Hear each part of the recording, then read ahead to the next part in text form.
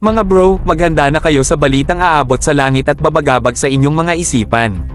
Sa episode natin ngayon, pag-uusapan natin ang posibleng pagbili ng mga Eurofighter Typhoon na second-hand ng ating Philippine Air Force PAF.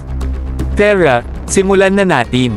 Ang usap-usapan tungkol sa kahalagahan ng plataporma ay nagpapalakas ng mga argumento. Pero huwag mag-alala, mga bro, dahil mayroon tayong impormasyon na siguradong magpapakabanggan sa ating mga dugo.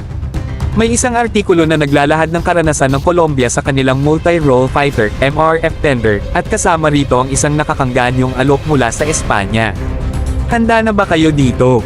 Ayon sa Infodefensa, kamakailan lamang ay nagbigay muli ang Espanya ng isang alok sa Colombia na naglalayong mabili nila ang 12 hanggang 16 na Tranche 2 Eurofighter Typhoon fighters.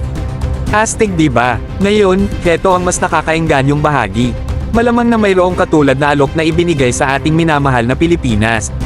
Isipin nyo ito, isang kapana-panabik na alok na binubuo ng Tranche 2 EFs. Ito ay nagpapataas sa kahalagahan ng plataporma kumpara sa mga luma at pang-una pang Tranche 1 EFs. Bakit ba ito nakaka-excite, tanong nyo? Heto ang sagot. Ang Tranche 2 Eurofighter Typhoon ay may mga advanced na kakayahan na agad-agad. Hindi na kailangan ng mga malalim at mahal na pag-upgrade tulad ng kailangan sa mga luma at pang-una pang Tranche 1 EFs. Ramdam nyo na ba ang excitement?